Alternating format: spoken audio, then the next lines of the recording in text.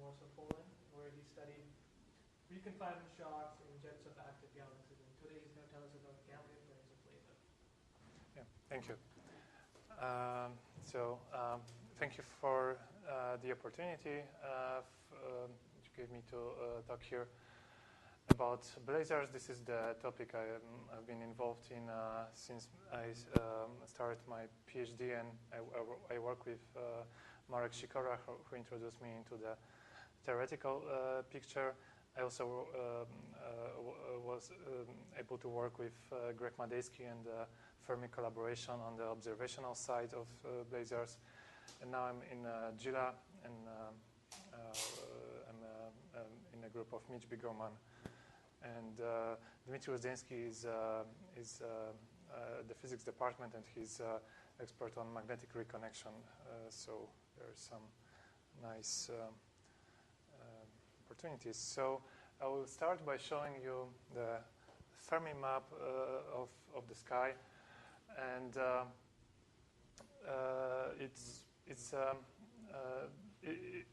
the Fermi mission it's been operating for about 5 years now, and it was the most sensitive survey of gamma ray sky at about 1 GeV. So aside from many interesting sources in the galactic plane, the most point sources which are at high galactic latitudes are blazars. And only after 2 years of observations of short to 1800 point sources detected, about 800 are suspected to be blazars. Not all of them are clearly identified. It is also thought that blazars contribute very significantly to the cosmic gamma ray background. So each individual blazar is a very challenging object for studying because of their very persistent variability. And very exceptionally good observational coverage is required to figure out the nature of these variations. So I show you some example of long-term Fermi light curve of a very bright blazar, and also a short-term Kepler light curve of a blazar that happened to be in the field. This light curve shows that blazars are permanently variable, and this variability shows up at very different timescales. This is a real breakthrough in optical. Sorry? Optical sites of blazars. This is a real breakthrough. Yeah, in optical they have because of this 30-second cadence, they really. How many blazars have you been able to see? Well, this was the first example I've seen, and this is not a particularly known source. This is because Kepler looks quite close to the galactic plane, and we usually avoid this region for studying blazars. But yeah, this is an exceptionally good optical light curve, and what I want to show next is that. I think I spoke with Richard Krzysztof. He said Yeah. they had like about 30. Yeah, he's 30 one. of these, and then about half of them are like blazars or something, 10 or something more. Yeah. I've seen about just a couple of these light They curves. have more that they're going to publish, although they were hoping to get long time integrations, not as dicey now. Yeah. This is only there are only 2 cycles, so this is just half a year of observations. They certainly have much more data. Yeah, except that Kepler is dead. Well, yeah, that's true. Okay, if we now look statistically into these variability properties, and the most simple measure of statistical variability is a power density spectrum. It's a power law for this is a composite of several objects, but it's in all cases we see power laws, and we don't see any cutoffs either on for long or short variability time scales. And as far as I know, most blazars show these indices of this power density of about 1.5, which is not, which cannot be clearly explained by existing theories of either turbulences or some other stochastic processes that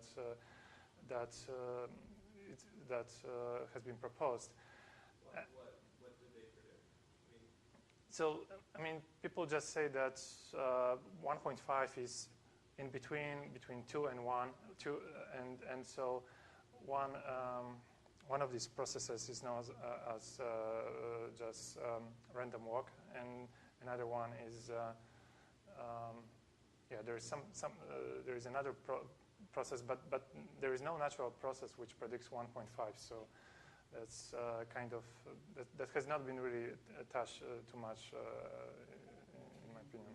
I mean, if we had a very simple model where we had a Kolmogorov like turbulent spectrum, which yeah, is obviously great oversimplification for magnetically dominated or magnetically dominated, and then the brightness fluctuations scale like v squared, yeah.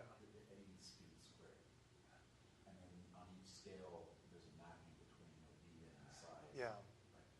So do you happen to know what the index is? I don't remember that. That's point. Yeah, and I'm not sure if that model is not relativistic, right? I mean, No, it can't explain. there is. Yeah. Yeah, I've seen good simulations by Mark Fadian, who is doing relativistic turbulences, and I pointed out that it's kind of this is different thing. Yeah. We can talk about it after. Sure. So if all the variability that we see is this kind of stochastic process, then what are actually flares in blazars? Some people just question the meaning of the term, and I was thinking a little bit about it. I checked the Fermi data for the brightest outburst that we see, and I look at the sections of these light curves in which we go from the peak down to half of the peak flux, and just compared what do we see in individual cases. So it's not really a clear picture. In some cases, we see very sharp outbursts. They tend to happen in some objects. Other objects, like 454 is the brightest one, doesn't seem to produce this kind of spikes.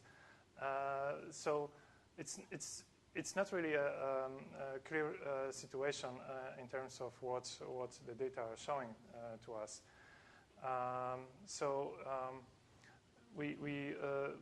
But we can still think of just the high levels, high flux states as those on which we can have best data statistics, and we can think of them as being produced in a well-defined region. So the focus of blazar studies is on collecting multiwavelength data. So in addition to the gamma rays, the blazars are observed in X-rays, in the optical and UV bands. They also are observed in polarimetry and a lot of radio and millimeter data. And when we look, this is a typical example of very intensely observed source. While many sources show some correlations, for example, between gamma ray and optical bands, for which there is a good reason, which I'll explain in a moment. Then these other bands, they do not always show a clear and consistent pictures. So for example, here we have a very bright X-ray flare which does not correspond to any other variation. And of course, this X-ray band is not following the gamma ray variations. Also, the polarimetry is showing some very inconsistent patterns when compared to even the optical light curves in the same band. So the picture is certainly quite complicated, and we certainly learned the most by plotting all this data in the spectral domain. And what is now well established is that the SEDs of blazars, which span from long radio wavelengths all the way to gamma rays and even TV gamma rays in some cases, they can be described in terms of two very broad non-thermal components. And the lower energy component is thought to be a synchrotron radiation, while the other component, which in bright blazars dominates the overall energy output, is generally thought to be of inverse Compton radiation. And here we have different choices of soft radiation to be Comptonized. It could be, in some cases, we think it's an SSC process, so synchrotron radiation is Comptonized. In other cases, there are external radiation sources which can dominate, especially in the gamma rays.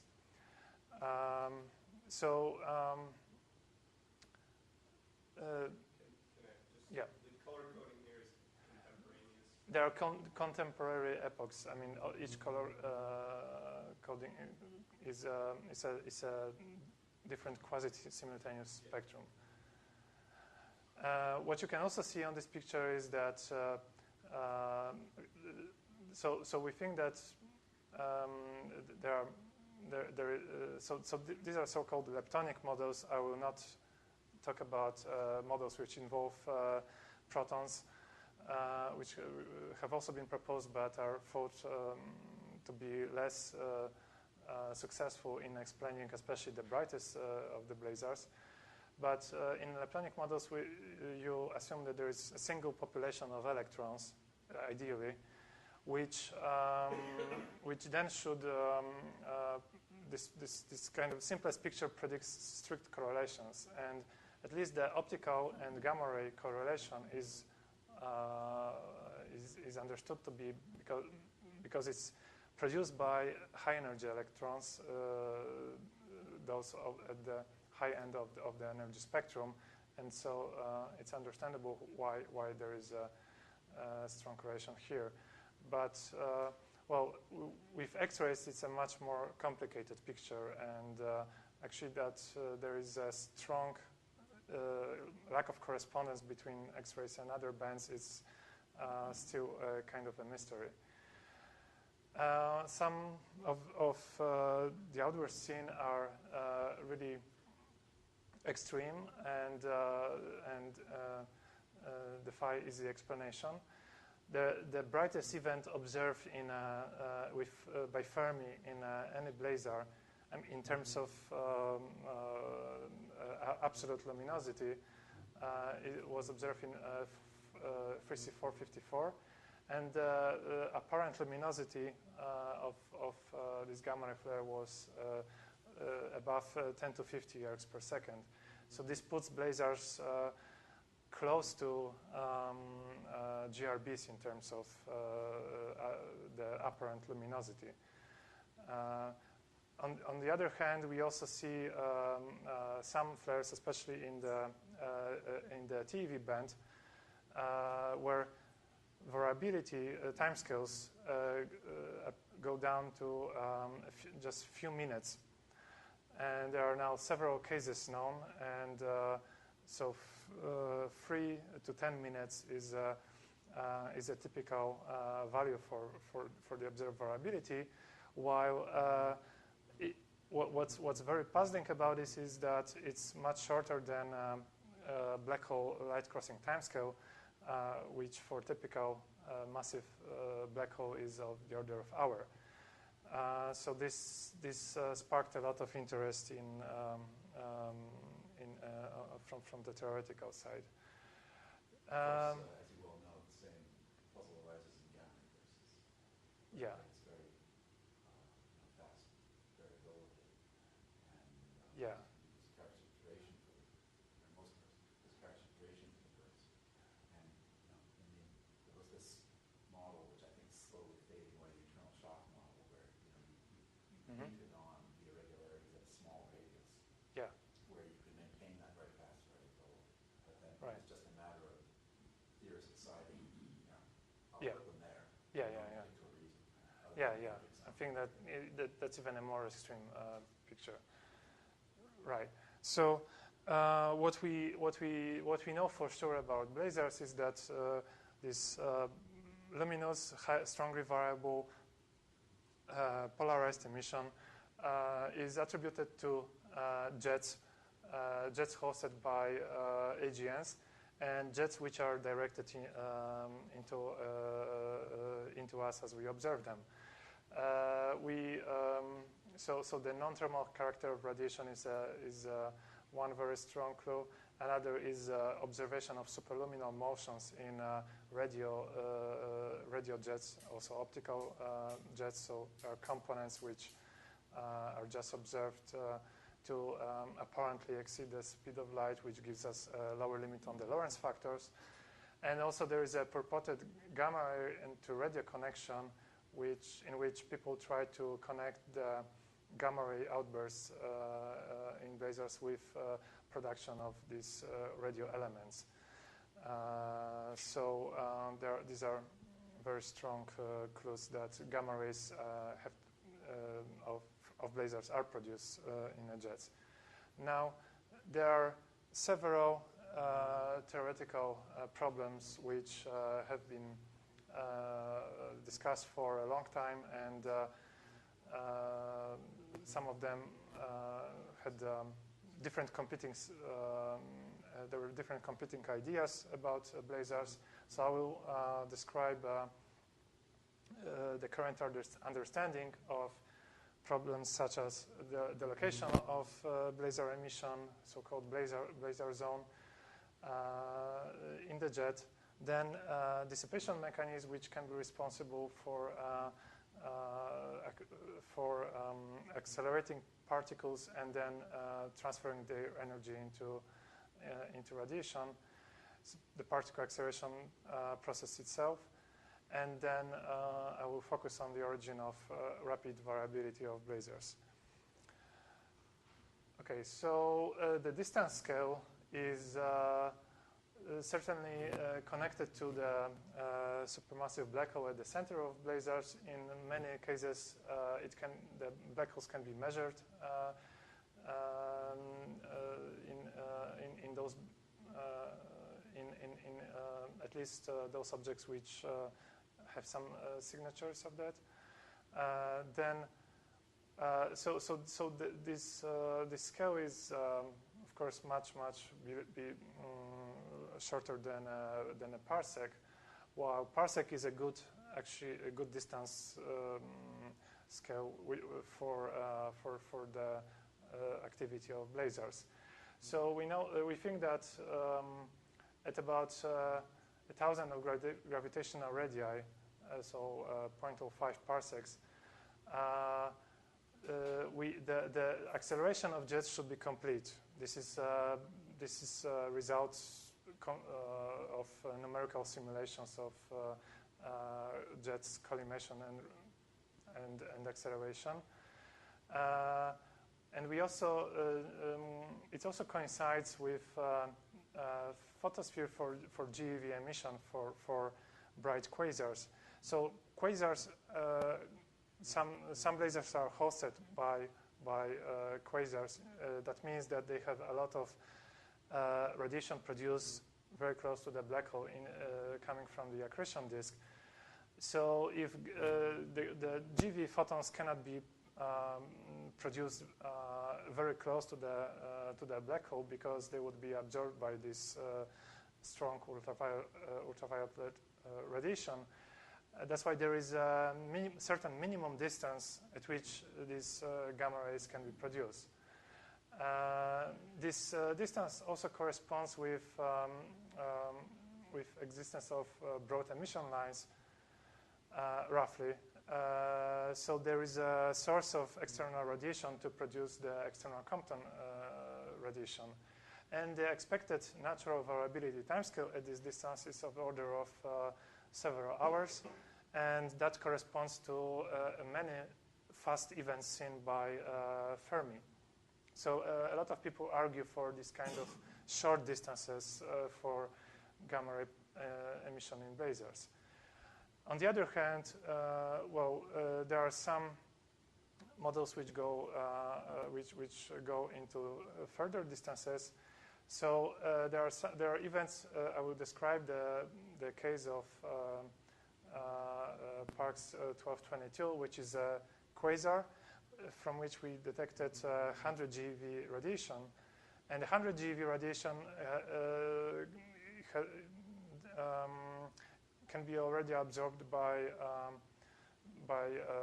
optical and near-infrared radiation. Therefore, you have to go further away to avoid absorption, and so at least half a parsec.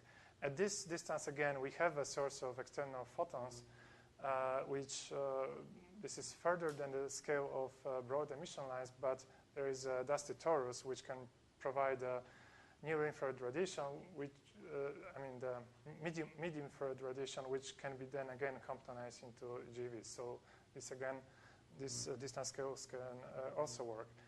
And people who are studying blazars in radio and millimeter bands, they point out to events in which they propose a connection between gamma rays and millimeter photosphere, and that also there is a debate about certain radio features there, whether they are physical or actually coming from absorption. But nevertheless, they argue that gamma rays are produced at the distance of several parsecs. In the case of the calculation of these photospheres, to what extent does the calculation of the radius depend on the soft photons coming from behind? Or you just assume the soft photons are more or less isotropic? Yeah, it's based on careful geometry calculations. You basically, this deals with a lot with. So the angle of for the approach, they are not they do not have to be exactly coming from the back, but yeah, of course the. Broad emission lines in the dust are pretty extended. Yeah. There is some. Usually, one can talk about some critical angles so depending on the actual photon energy, you have a different critical angle for which absorption is efficient. Okay, so I recently tried to shed some more light into the localization of flares in blazars based on the properties of the leptonic models. So what we are really wondering about in terms of blazars is this large parameter space, which involves distance, and about 3 orders of magnitude in distance are being considered. And what we also don't know very well in blazars is the Lorentz factor of the emitting region. And I should say that while we sometimes know the Lorentz factor of the jets observed in radio wavelengths, there are models in which the actual region producing the gamma rays can be disconnected from the large flow of the jet. So we should still take into consideration different values of the Lorentz factor.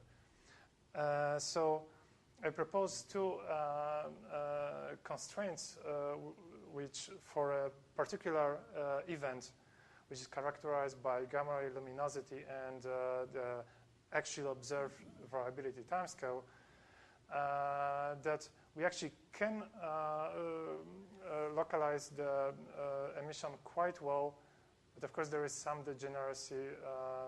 So there, depending on the Lorentz factor, we assume we have a little different regions, and these two constraints come from one is coming from the observation of the collimation of blazar jets. There are actually radio observations which are used to estimate. The collimation is in terms of Lorentz factor times the opening angle. It's very useful to put it in that way. So in many models, this parameter was assumed to be about unity, and there are also some theoretical reasons for that. Numerical simulations of jets collimation and acceleration show that it's hard to produce a jet which has this parameter much larger than unity. This was discussed in the case of GRBs, and for example, there is this result by Tchaikovsky in which he was able to produce such a wide jet only after it escaped from progenitor star of a GRB. So in blazars, there are at least two different arguments for having this parameter of order of unity, or actually less than unity. And there is a picture of involving recollimation shocks, which I was working on during my PhD, which involves, can be characterized as having narrow nozzles, which have this value of this parameter lower by 1 to 2 orders of magnitude. So recollimation would models would occupy this part of the space, while in fact they cannot be strictly applied to this particular event, because there is another constraint which comes from the SSC luminosity. In blazar, in which we produce gamma rays from external Compton and we feed the synchrotron component, we always expect some level of SSC radiation, which is expected to peak in about hard X-ray band, and it should contribute to the observed X-ray emission, unless it's not just of sufficient luminosity. So if we take observed X-ray luminosity for this particular event, we can demand that the SSC is not higher than that, and this gives us this blue region, which actually so what's interesting about it, that it corresponds to rather moderate values of gamma thetas, and this way for a given first of all we have a minimum Lorentz factor for the emission side, and for each Lorentz factor we have a range of distances which differ by about a factor of 3. So I will. So the curve of gamma theta is equal to 1. Yes. Then basically the variability time on that curve is R over gamma squared C. Yeah. So this. Reproduce this variability time of 8.7 hours, I gather. Yeah. This variability timescale is assumed to be corresponding to actual crossing timescale of the emitting region. That not to be like causality constraint, but actual correspondence. And now, depending on the choice of the opening angle, so the intrinsic size of the region is fixed. Now there is a question where does it fit on, depending on the jet opening angle, and what kind of SSC does it predict. But so there, the point here is that we use observables such as luminosities, variability, timescale, and actually luminosities in different bands to produce this plot. So in fact, I mean, a lot of scenarios for each particular kind of events can be excluded by this kind of analysis. But the picture is even more complicated because in some cases we think that there isn't just one region which is producing these gamma rays, and that we have to think about at least two-component models, but here I mean two well-separated components.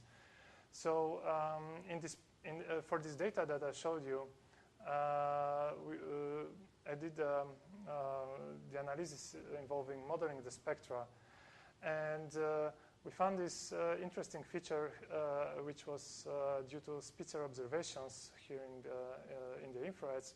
In one high state, we observed a very hard spectrum here. And so, of course, I mean, to some degree, it can be explained by the intrinsic distribution of electrons, but it's also a possibility that these hard spectra can be reproduced by synchrotron self-absorption. So actually, each synchrotron component in blazars is eventually cut off at some frequency due to synchrotron self-absorption, and it's a very sensitive measure of the source compactness. So it's a strong constraint on where you can fit the source on a distance scale. So 10 to 12 is quite a high frequency for self-absorption. It's rather, yes. So most blazars on average they are like centimeter few, yeah. So if the cutoff at 10 to 12 there, where do the self-absorption? This is higher than 10 to 12 even. I mean, in this model it's a few times. Okay, well, whatever. But, yeah. I mean, what does that imply then about the size of the emissions? Yes. So the implication here is that, I mean, we use the assumption of a conical jet, and we just there is a clear correspondence between size and distance. So this distance, the size of the source corresponds to a scale of about 0.05 parsecs in this particular analysis. This other region was located at about 4 parsecs. So it's a very interesting constraint coming from the infrared radiation. We also did a separate study of another object using Herschel data. Herschel data did not actually reveal this kind of feature which we could directly attribute to the self-absorption. But we also used the fact that in this particular case where you observe at several epochs, we've seen some variability in the gamma rays, and this variability was not reflected in any of these wavelengths dominated by the synchrotron. Here, by the way, you also see a thermal component here, which is attributed to the accretion disk. So in this Herschel band and also in the near infrared, we had a constraint from low variability, and so if you wanted to model the region which produces the gamma rays, it had to be hidden in the infrared. It had to be below the observable level. So then the question is again, what we observe here must be another component, and then it had to be again not visible in the gamma rays. So this is a kind of crisscrossing of these SEDs, and there are again strong constraints from this because the the value of the level of external Compton to synchrotron radiations is a strongly constraining parameter. There is some relation can be shown here, which is independent of Lorentz factor or magnetic field strength in this in the model. So we again had proposed a model in which we had about 0.07 parsecs for this flaring region and about 3 parsecs for the steady region. These numbers are very similar to what we got in this case. So there is an interesting scenario that could be a rule for blazars, that we have to deal with emission, the non-thermal emission coming from very different distances in the same object. Well, can you remind us, so in this model, what's the characteristic energy of the electrons where they go from slowly cooling to fast cooling? Yes. It's typically... or the characteristic synchrotron frequency? Yes. It's typically of the order of 100. Sometimes it's less. Sometimes it's as low as 10. I would say between 10 and 100, depending on the luminosity. So the cooling.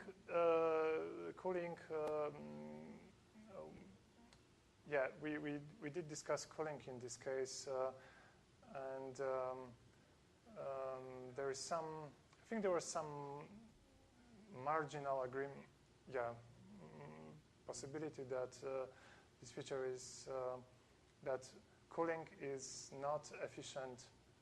Well, are you saying that through almost all the electromagnetic spectrum here, the electrons are fast cooling? I mean, obviously for Lorentz factors of 10 or 100, self-absorption is likely to become important, right? Right. Yeah. So, yeah. Okay. Interesting. Right. Okay. So now for different distance scales, there are different dissipation mechanisms have been proposed, and of course these mechanisms, there are analogies again between blazars and GRBs, and so historically the first model considered was internal shocks model, for which was really tuned to the distance scale of about 0.1 parsecs. So in this model, you just have variations in the Lorentz factor of different elements produced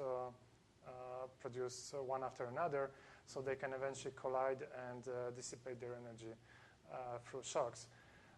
This model is hydrodynamical. It has efficiency problem, which is not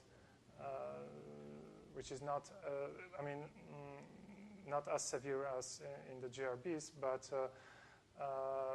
certainly there is requirement for very low magnetizations for this to work, and because it doesn't really involve magnetic fields, it became less and less popular over time.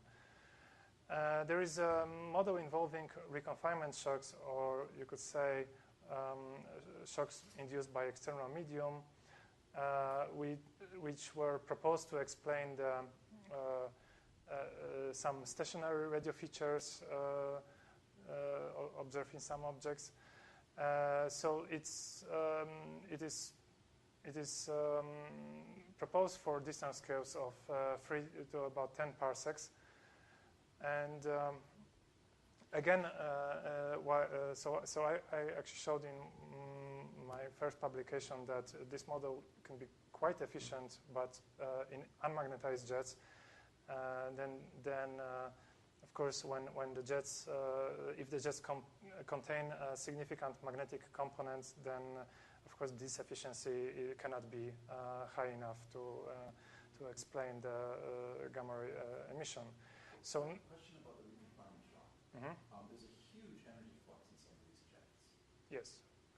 And can you really expect some static medium to sit there and Yes, so the problem is that we know very little about the external medium and all this, the density and distance scaling of the external pressure.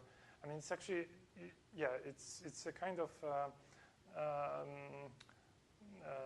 problem that how do we explain the pressure in the external medium to collimate because the jet power over the external pressure is determines the actual distance scale. So we know what kind of pressure we require for this to work, and that is to my knowledge not really a verified prediction. It works quite well for HST1 in 97, where there was some indirect estimate of gas pressure on the parsec scales. But in this case, I would say it's a big question mark. So magnetic reconnection became the last. I would say now the most popular model for dissipation in jets, and this is really a lot of work in development. So yes, the problem with those models which involved shocks is that they were ignoring the fact that jets have to be highly magnetized initially to be accelerated to significant Lorentz factors. So then when we look at the models for acceleration of jets, we know that they are based on conversion of magnetic energy into a kinetic energy of the plasma. In the process, the magnetization, which is the measure of magnetic enthalpy to plasma enthalpy, it gradually decreases, and when it's coming below unity, then this conversion becomes very inefficient, very slow. So this is a strong argument that jets should have high sigmas in the acceleration zone, but then sigmas not much lower than unity. It's hard to explain how jets sigmas could be much lower than unity at distance scale that I was talking about. So now there is a possibility for that conversion that it could be added by magnetic reconnection.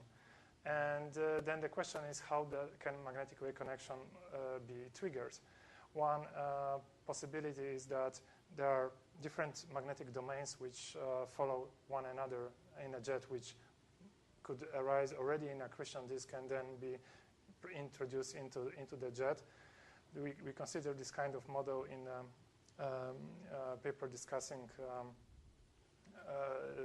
minijets emission. The other possibility, and probably not involving this kind of large-scale differences in magnetic structure, involves the current-driven instabilities. So I was studying this topic with Mitch over the last year, and so Mitch proposed already in the 90s that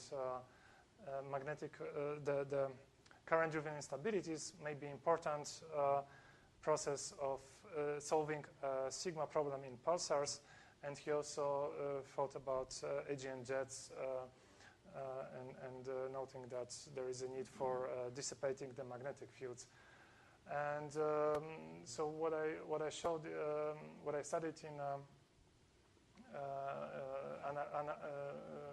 analytically last year was the effect of colloidal velocity shear, which you can expect in jets as they accelerate, on the growth rate of the current-driven instabilities. and we found quite a strong dependence of the growth rate on shear, which is so the shear is just the kind of gradient of colloidal velocity. So now this work is we work on some numerical confirmation of this, but this is certainly not.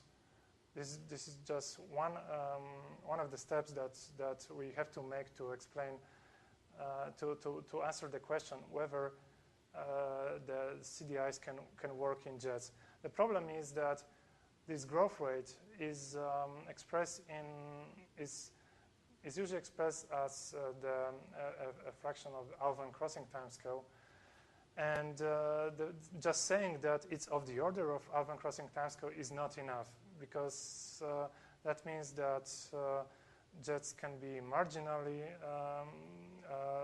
stable. They could be unstable or stable depending on the details of the structure, and it's kind of problems that ideally should be addressed by some global jet models, but this is very difficult job to do. So we are taking just small steps, adding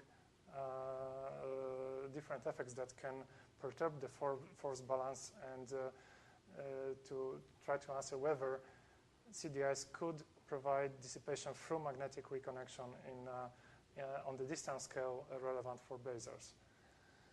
I also would like to mention some recent progress in studies of relativistic magnetic reconnection. So there are very interesting features which have been proposed in different contexts for magnetic reconnection, but there is not a clear understanding which of them are important in real situation. So there are so-called minijets, which are bulk outflows from so-called X point of reconnection, and there is this simple scaling in which you can drive a relativistic flow with Lorentz factor of the order of square root of sigma. So if you have high sigma in your jet, you can drive relativistic flows in a comoving frame, which can then, this Lorentz factor can multiply with the Lorentz factor of the jet, and so you can enhance the Doppler boosting of any radiation that is related to this. Another feature of magnetic reconnection is the existence of magnetic islands. And Dimitrios Giannis, who was here, I guess, not so far ago, he recently proposed a model in which actually the plasmoids are those features which contain most of the energy dissipated in the reconnection site, and he proposes that they actually can produce fast flares in blazars. But also recently there was a particle cell simulation by Benoit Cerruti, and who is working with Dmitry Uzdansky, and he showed that the magnetic reconnection in relativistic regime leads to very anisotropic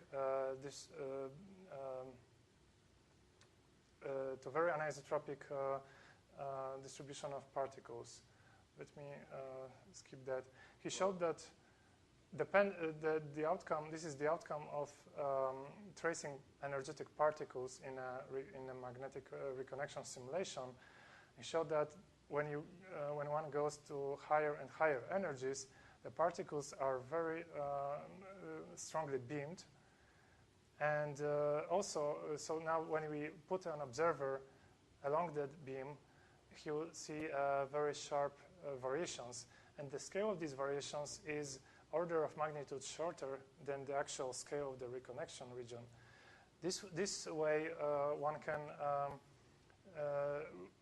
very strongly reduce the requirements for fast flares So this was directly applied to Crab nebula flares, which were discussed over the last 2 years.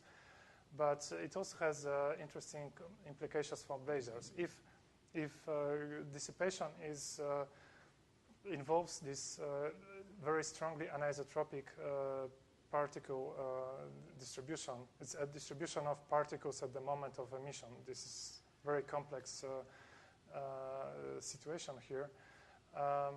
Then one can really relax the requirements for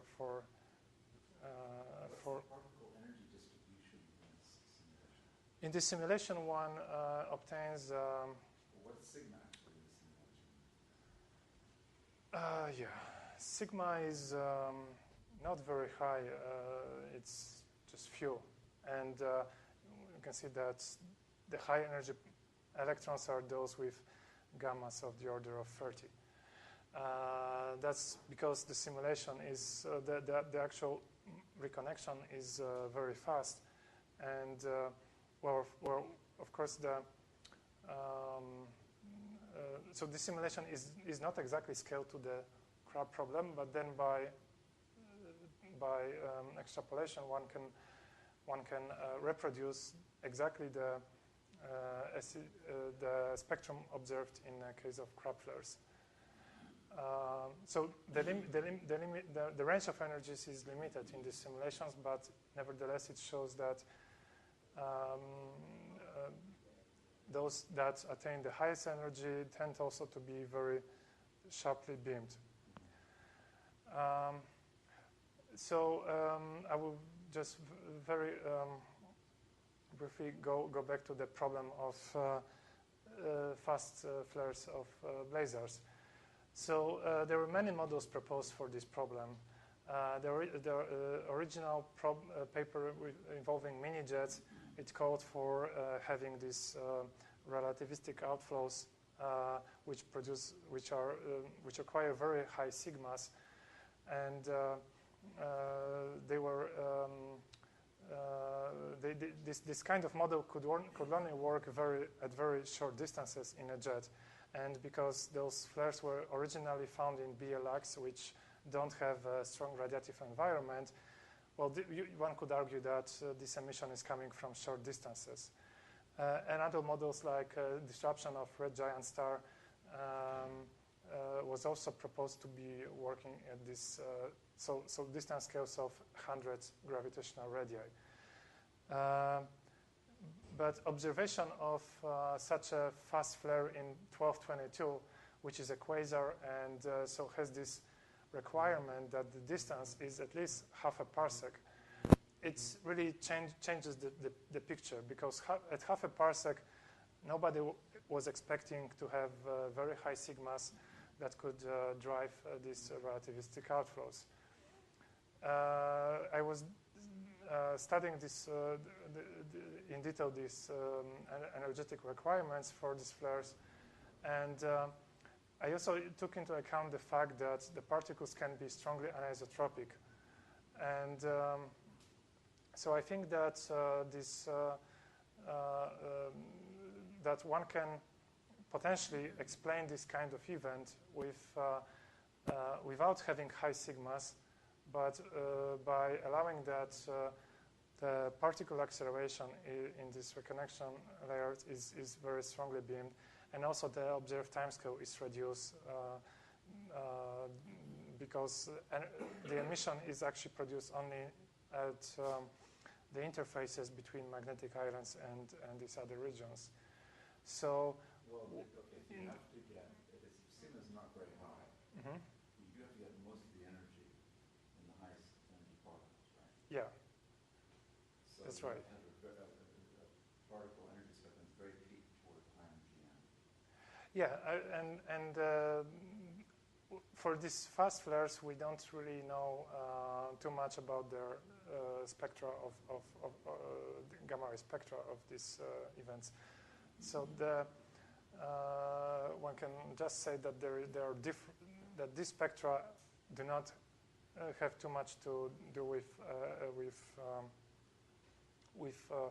the overall spectra that we observe in blazars. So The solution to the problem of 1222, which is the fast gamma ray flare, which had to be produced at significant distance of about at a parsec scale, is that either we can use the kinetic beaming to by which we can allow to increase the emitting region by 1 order of magnitude, and then we can also reduce the jet power because the beaming of individual particles by 2 orders of magnitude. That makes this problem much less severe than it would otherwise be.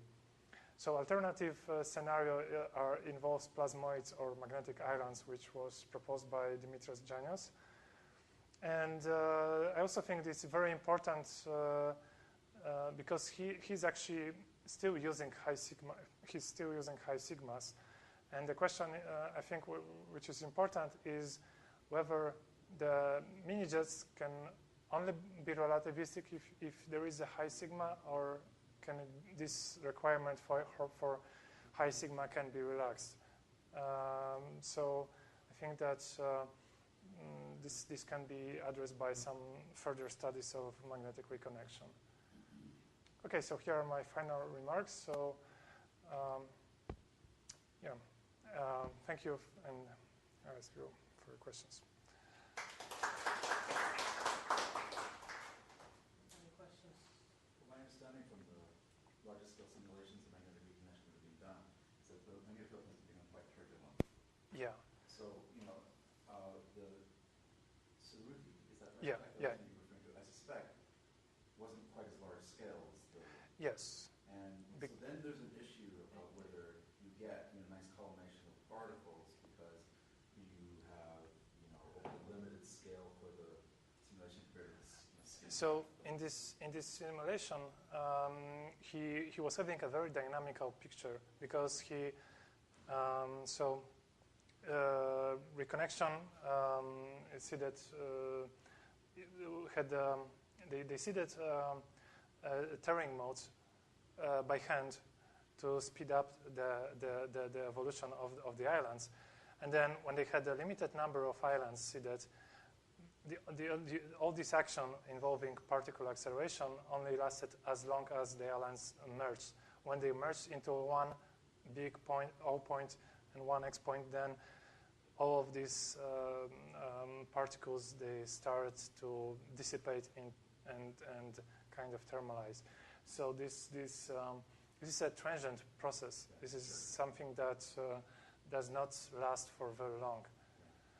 But I guess I remain skeptical that on very large scales you could have high sigma is probably not unreasonable, but to have collimated hydrodynamic motion. Mm-hmm. For the 10-minute flare at a parsec, you need a Lorentz factor of like 100 or something. Mm-hmm. And so you really think that you're going to get a single particle jet moving. The jet is a continuous thing. Right? Yeah. Some piece of the right. fluid might reconnect. You're telling me that's going to be a Lorentz factor of 100 through Yeah. this medium. Yeah. One thing is that these simulations were not driven. These simulations were only done in with reflective boundaries, so that they only had the amount of matter which they could resolve, and so this process was just stopped when there was a final state was reached. There's another possibility which has been discussed in the literature, some people haven't paid attention to it. That you have a high sigma jet, Mm-hmm. and it becomes turbulent, and then the current fluctuations Mm-hmm. that are imposed by that turbulence become such that the current density is higher than the particle number density times the charge on the electron times the speed of light. Right. If that happens, then the medium becomes charge-starved, and I think you can expect to get the particles moving at a significant fraction of, if we're just E plus and minus, right? Well, significant fraction of, significant fraction of sigma as defined by Mm-hmm. the electron rest energy. Right. Put it that way. But you have to assume that there is some turbulence, and how does it arise? But these things, Yeah. you look at them, they're turbulent, right? Yeah. They're not nice lamp, they're shining, they have knots, they have bends. Yeah. And of course, in such, fine scale structures in the jet, you're going to have turbulence. I mean, it's Yeah. inevitable. But So you do require them to have a high ratio of magnetic energy density to rest energy density. Mhm. Yeah.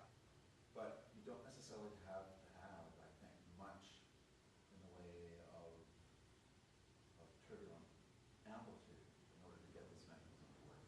okay. Also, I mean, jets are also expanding, systematically. At least we think that they are expanding quite significantly.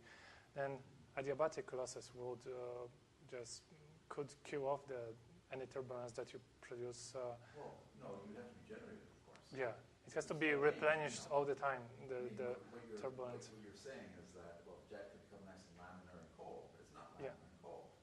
Yeah, right? well. It's lumpy and hot. Yeah. You observe it to be lumpy. I would like to see that in kind of, realistic 3D simulations. I mean that what simulations which are now being done in McKinney group, they look great. I mean, in terms of like jets is a robust thing, but just you don't see nothing interesting happening inside. It's a separate question as to Yeah. what's driving these Yeah. instabilities. How hydrodynamic effects might be driving them, right? Right. Yeah. But, So. you can sort of separate out those two pieces of the problem. Mhm. Any more questions? Let's thank Krzysztof again.